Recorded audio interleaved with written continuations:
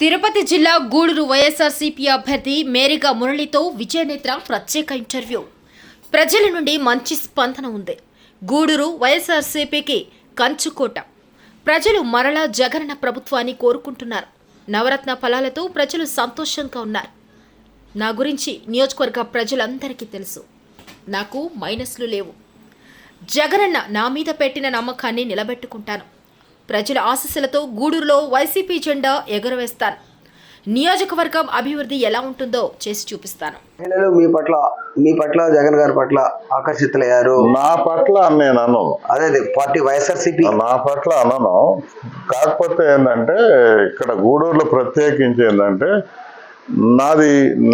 నాకు ప్లస్ అనే విషయం నేను అవసరం లేదు. నాకు ఏం మైనస్ లేవు. ఎందుకంటే నేను ఎమ్మెల్సీగా ఎంపీ మామూలుగా ఇక్కడ ఇన్ఛార్జి పనిచేశాను, కష్టపడ్డాను. ఎమ్మెల్సీగా వచ్చాను. ఎమ్మెల్యే అన్నప్పుడు ఆ వాతావరణం తెలుస్తుంది, ప్లస్ అవుతున్నాడా లేదా అని చెప్పి. నాకు ఆ మైనస్ లేదు. నా ప్రత్యర్థికి మైనస్ ఉందని నా వ్యక్తిగత అభిప్రాయం. ఎందుకంటే దానికి నిర్ధారణ కూడా అయ్యింది. మా పార్టీలో మా దీంట్లో పోటీ చేశాడు ఆయన. మా పార్టీలో పోటీ చేస్తే ఆయన మున్సిపల్ చైర్మన్గా పనిచేశారు చిన్న వయసులోనే. అప్పుడు పనిచేసినప్పుడు ఆ ప్రభావం అది కనబడింది మా పార్టీలో. అప్పుడు అంత మంచి వాతావరణంలో కూడా ఆయన మైనస్ వచ్చింది టౌన్. తర్వాత సరేలే పార్టీ తెలుగుదేశం బలంగా ఉంటుందేమో అని అనుకున్నాం మేము. ఆయన తెలుగుదేశంలోకి వెళ్ళాడు. అప్పుడు కూడా తెలుగుదేశం మైనస్ వచ్చింది 2019లో. 14లో వైఎస్ఆర్సీపీలో మైనస్ వచ్చింది అతని అభ్యర్థిత్వం. అయితే తర్వాత పార్టీ బలంగా ఉందని అనుకుంటే ఆయనే పోటీ చేస్తే తెలుగుదేశంలో మైనస్ వచ్చింది.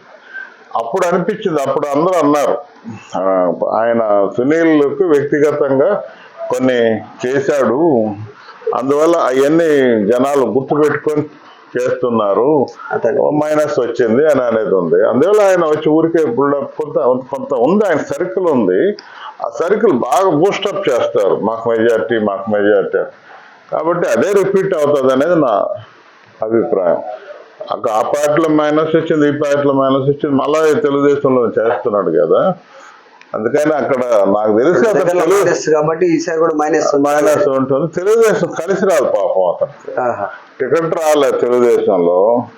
తర్వాత ఏదో పుట్టినీళ్ళు అనే ఫీలింగ్ ఉండొచ్చు ఆయనకి. ఈయన ఇక్కడ పార్టీలో ఎమ్మెల్యే చేసినా మళ్ళీ వెళ్ళిపోయాడు, మళ్ళీ నెక్స్ట్ టైం ఓడిపోయాడు.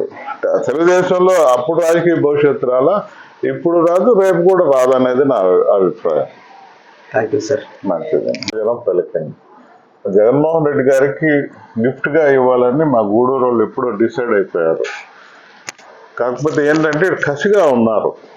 కారణం ఏంటంటే గతంలో పార్టీ ఆదరించి గెలిపించిన సునీల్ కుమార్ పార్టీకి ద్రోహం చేశాడు. ఆ కసి వల్ల లాస్ట్ ఎలక్షన్స్లో 48,000 మెజార్టీ చూపించారు. అదే రిపీట్ అవుతుంది. అందుకంటే మించే వాతావరణం కూడా కనబడుతూ ఉంది. ఓకే, చెప్పాలి. అదే మీరు ఈ మధ్య చెప్పారు వాటర్ సమస్య పరిష్కారానికి మీరు ఎమ్మెల్యే అయిన తర్వాత అవునండి గూడూరుకి సమస్యలన్నీ తీసుకొస్తామని చెప్పారు. ఆల్రెడీ మీరు దాని మీద మేము దృఢమైన ఇదితోనే ఉన్నాను. కారణం ఏంటంటే మంచి పేరు తెచ్చుకోవాలని ఆకాంక్ష ఉంది. కాబట్టి మా ప్రీతం నాయకులు జగన్మోహన్ రెడ్డి గారి ఆలోచనలు అనుగుణంగా ముందుకెళ్తుంటాము. మనిషికి ముందు భగవంతుడు ఇప్పుడు ఆక్సిజన్ ఫ్రీగా దొరుకుతుంది, తర్వాత వాటర్. కాబట్టి ఆ వాటర్ మీద ప్రత్యేకమైన శ్రద్ధ తీసుకోవాలి, తాగే నీళ్ళ మీద అనేది నా దృఢమైన సంకల్పం. చేరికలపై కూడా బాగా దృష్టి సారించినట్టు తెలుస్తుంది. చేరికలు అంటే మేము నటించడం లేదు. తెలుగుదేశం వాళ్ళే అప్పుడు పంపించారు ఇట్లా, తర్వాత వాళ్ళనే తీసుకొని చేరినట్టుగా కొడుతున్నారు. కొంత చేరొచ్చు కొద్దిగా అక్కడక్కడ కొంతమంది, అంతే తప్ప మాకు అంటే అధికారికంగా చేరకపోయినా జగనన్న ఆయన సంక్షేమ ఫలాలు తీసుకున్న తర్వాత మానసికంగా చాలా మంది చేరిపోయి ఉన్నారు. అది ఎక్కువగా మహిళలు చేరిపోయి ఉన్నారు. అందుకనే ప్రత్యేకంగా చంద్రబాబు నాయుడు గారు మరి ప్రత్యేకంగా మహిళల మీటింగ్ పెట్టారు.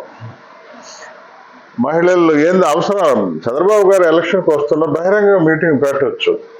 ప్రత్యేకంగా మహిళలు పెట్టాడంటే వాళ్ళకి రిపోర్ట్ వెళ్ళిందంట, మహిళలు గూడూరులో మహిళలంతా జగన్ లీనమైపోతున్నారని ఇన్ఫర్మేషన్ వెళ్తే ఏదో తూతు మంత్రంగా పెట్టారు, పాపం ఇబ్బందులు పడతా పెట్టారు. అదే ఏదో వాళ్ళ సంఠాలు వాళ్ళవి కదా పాపం, స్కూల్ కాలేజ్ పిల్లల్ని స్టూడెంట్స్ని వాళ్ళని తీసుకొచ్చారు. లాస్ట్కి చంద్రబాబు గారు మైక్ తీసుకునేటప్పటికి అందరూ వెళ్ళిపోవడం జరిగింది. మాకు ఆ భయం లేదు, ఆ బాధ లేదు. జగన్ అన్న పేరు చెప్తే వాతావరణం మేము కంట్రోల్ చేయడానికి అవస్థలు పడాల్సిన పరిస్థితి అన్నమాట.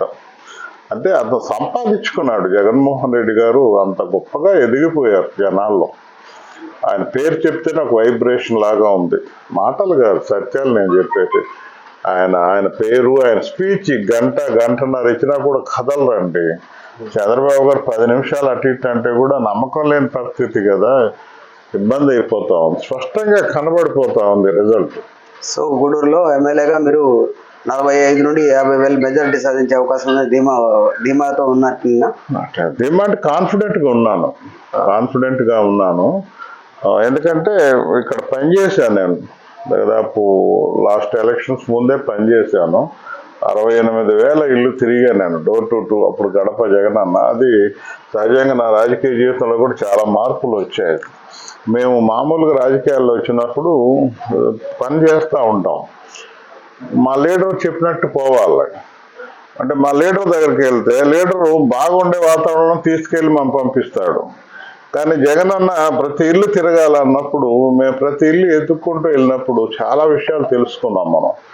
ఏంటి అని చెప్పి, ఒక పరిపాలన చేయాలనే అధికారి అనే ఒక ఎమ్మెల్యే కావాలన్నా లేదా రాజకీయ పదవి కావాలన్నా వాళ్ళు ప్రతి ఒక్కరు కూడా మొత్తం స్టడీ చేయాలండి. అది పెద్దబాల శిక్ష అయిపోయింది నా జీవితంలో. గడప తిరగడం అనేది పెద్దబాల శిక్ష అయింది. అవగాహన వస్తుంది, ప్రజల ఇబ్బందులు తెలుస్తాయి, ఎక్కడ ఏంటి, ఏదైనా గ్రాంట్ వస్తే ముందు ఎక్కడ పెట్టాలనే అవగాహన అయినా కూడా తెలుస్తుంది. కాబట్టి ఆయన గడప తిరగడం అనేది నాకు ఒక పెద్దబాల శిక్ష. పెద్దబాల శిక్ష చదివిన వాళ్ళు ఇప్పుడు కూడా పెద్దవాళ్ళ స్టాండర్డ్ ఉంటుంది, అట్లా రాజకీయ స్టాండర్డ్ వచ్చే అవకాశం నాకు దొరికింది.